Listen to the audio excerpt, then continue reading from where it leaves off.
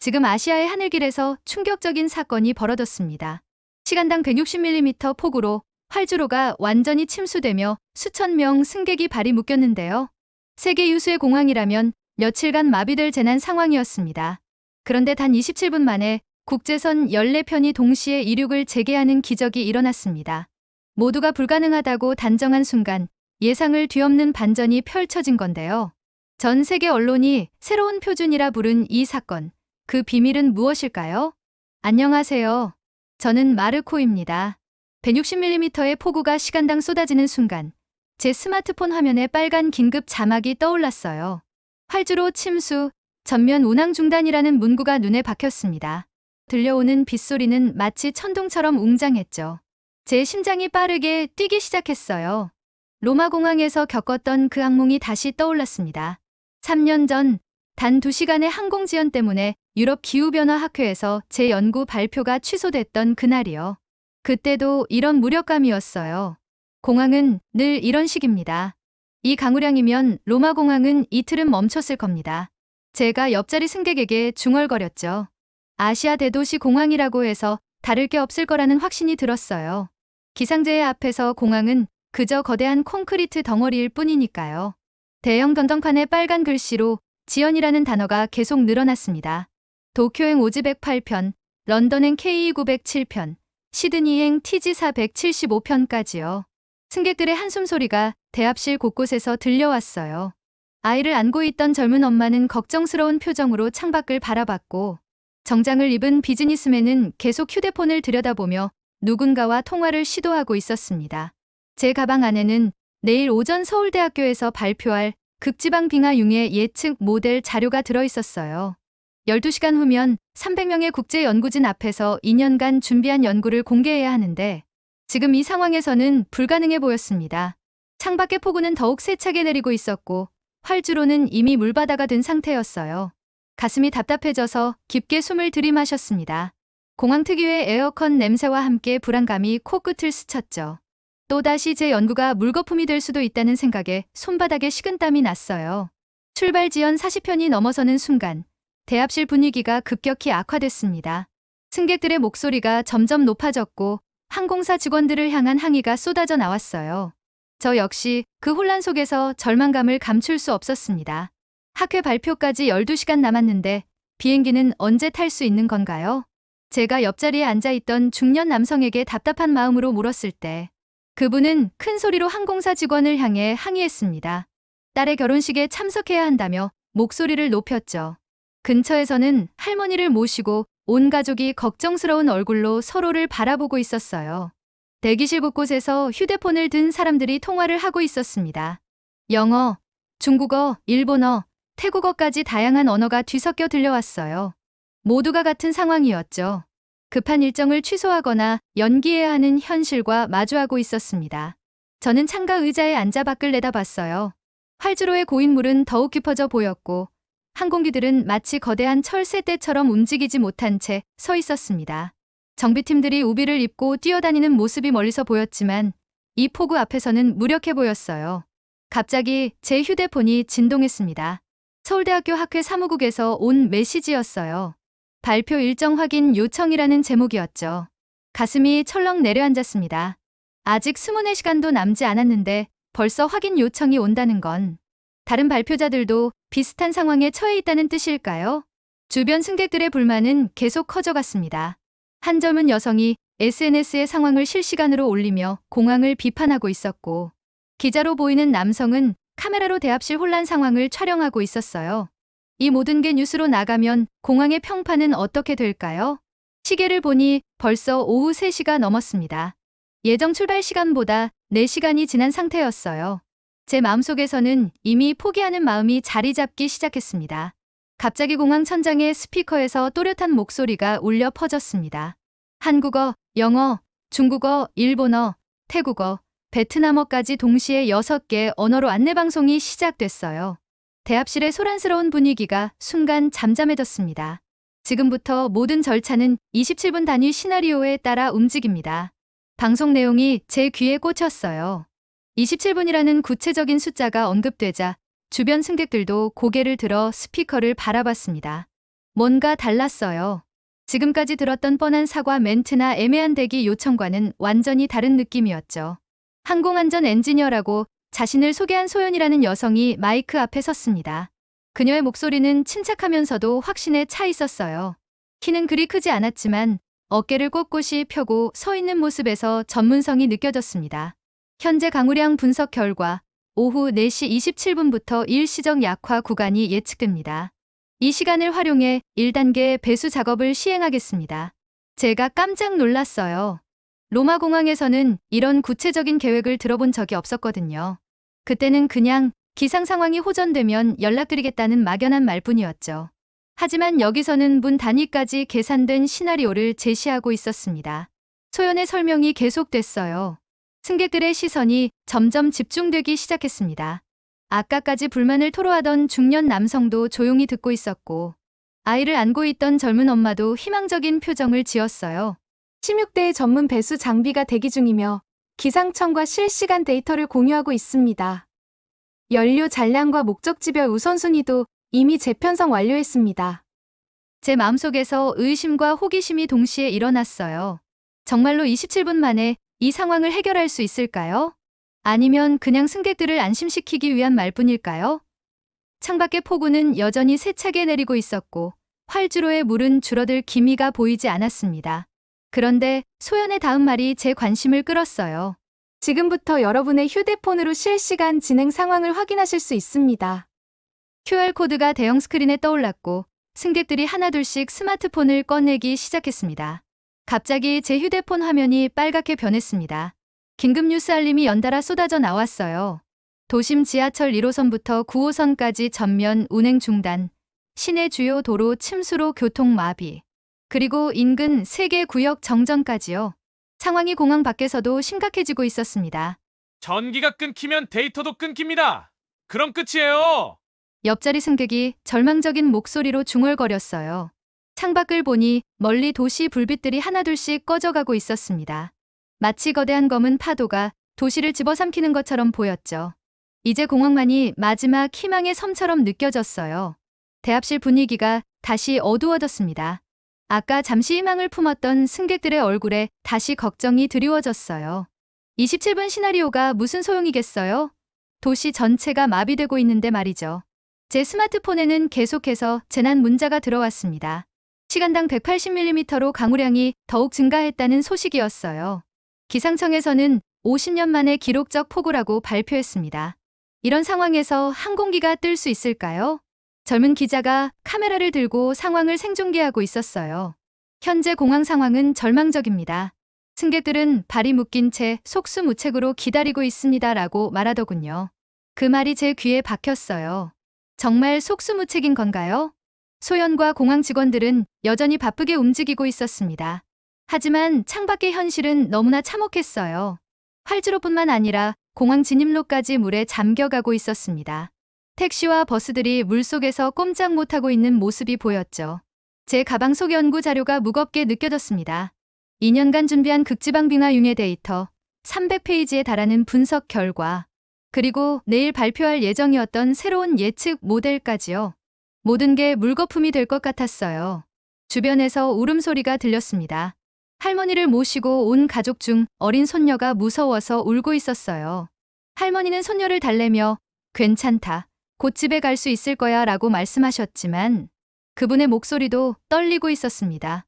이때 제 마음속에서는 완전한 절망감이 자리 잡았어요. 자연재해 앞에서 인간이 얼마나 무력한지 다시 한번 깨닫게 됐습니다.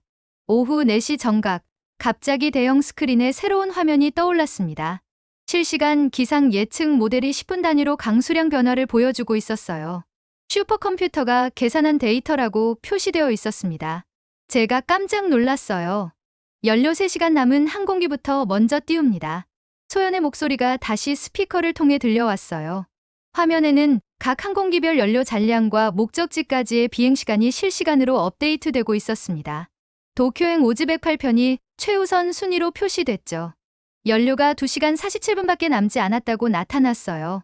공항 컨트롤센터에서 무언가 체계적인 작업이 진행되고 있다는 걸 느꼈습니다. 이건 단순한 대기가 아니었어요.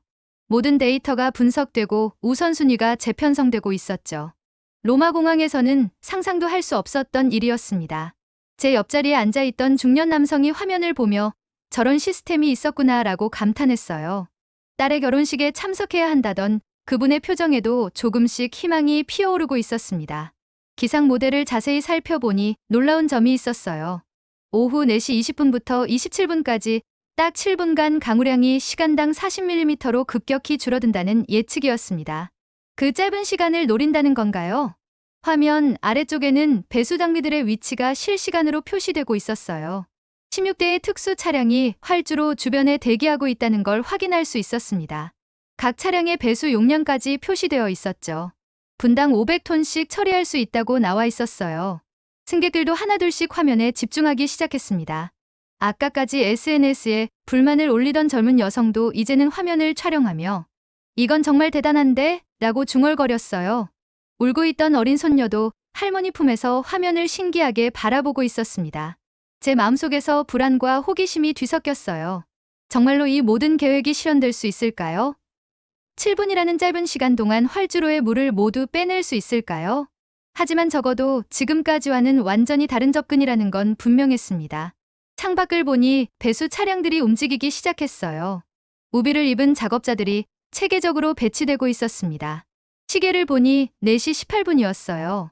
이제 2분 후면 그들이 말한 7분간의 기회가 시작됩니다. 챕터 6. 오후 4시 20분 배수팀의 16대 특수 차량이 일제히 움직이기 시작했습니다. 엔진 소리가 대합실까지 울려 퍼졌어요. 창밖으로 보니 거대한 호스들이 활주로 곳곳에 펼쳐지고 있었습니다. 마치 거대한 문어 다리처럼 보였죠. 분당 8,000톤 배수 속도 기록을 목표로 합니다. 소연의 목소리에 긴장감이 실려 있었어요. 대형 스크린에는 실시간 배수량이 숫자로 표시되기 시작했습니다. 분당 2,000톤, 4,000톤, 6,000톤. 숫자가 빠르게 올라갔어요. 승객들이 숨죽이며 화면을 바라봤습니다. 남은 23분 안에 이 물을 걷어내지 못하면 모든 게 무너집니다. 작업 현장에서 들려오는 무전기 소리가 스피커를 통해 전해졌어요. 23분이라는 시간이 얼마나 촉박한지 모든 승객이 느끼고 있었습니다. 제 손바닥에도 긴장감 때문에 땀이 났어요. 활주로 양쪽에서 동시에 물이 빨려나가는 모습이 장관이었습니다. 16대 차량이 완벽한 대형을 이루며 움직이고 있었어요. 각 차량마다 배정된 구역이 있었고 겹치지 않게 체계적으로 작업하고 있었습니다. 화면 속 타이머가 무섭게 흘러갔어요. 22분, 21분, 20분. 배수량은 계속 증가했지만 목표치에는 아직 도달하지 못했습니다. 작업자들이 우비를 입고 뛰어다니는 모습이 보였어요. 폭우 속에서도 포기하지 않고 있었습니다.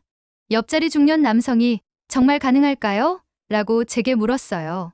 저도 확신할 수 없었지만 지금까지 본 것 중 가장 체계적인 대응이라는 건 분명했습니다. 로마에서는 이런 장면을 상상도 할 수 없었거든요. 갑자기 한쪽 구역에서 문제가 생겼습니다. 3번 차량의 호스가 막혔다는 무전이 들려왔어요. 승객들 사이에서 한숨 소리가 나왔지만 곧바로 예비 차량이 투입됐습니다. 이런 상황까지 미리 계획되어 있었던 거예요. 분당 배수량이 드디어 8,000톤을 돌파했습니다. 대합실에서 박수 소리가 터져나왔어요. 하지만 아직 끝이 아니었습니다. 물을 빼는 것만으로는 충분하지 않았어요. 활주로 표면의 안전성까지 검증해야 했으니까요. 타이머가 15분을 가리켰을 때 활주로 중앙 부분의 물이 거의 사라진 모습이 보였습니다.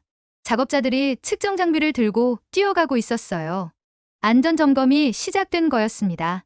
제 심장이 빠르게 뛰기 시작했어요. 챕터 7. 오후 4시 41분 활주로 안전점검팀이 마지막 측정을 완료했습니다. 녹색 신호등이 관제탑에서 켜졌어요. 대합실 전체가 숨죽이며 그 순간을 바라봤습니다. 21분 만에 불가능해 보였던 일이 현실이 되고 있었어요. 저 빗속에서 비행기가 떠오른다고요. 지금 눈앞에서 제가 믿을 수 없다는 듯이 중얼거렸을 때 첫 번째 항공기가 활주로로 향하기 시작했어요. 도쿄행 오지 108편이었습니다. 연료가 가장 부족했던 그 비행기 말이죠. 엔진 소리가 점점 커지면서 대합실 창문이 살짝 진동했어요. 승객들이 창가로 몰려들었습니다. 어린 손녀를 안고 있던 할머니도 저게 정말 뜰 수 있을까? 라며 걱정스러운 표정을 지었어요. 폭우는 여전히 내리고 있었지만 강도가 예측대로 약해져 있었습니다. 활주로에서 오즈백 8편이 속도를 높이기 시작했어요. 물보라가 양쪽으로 튀면서 마치 파도를 가르는 배처럼 보였습니다. 제 손에 땀이 났어요.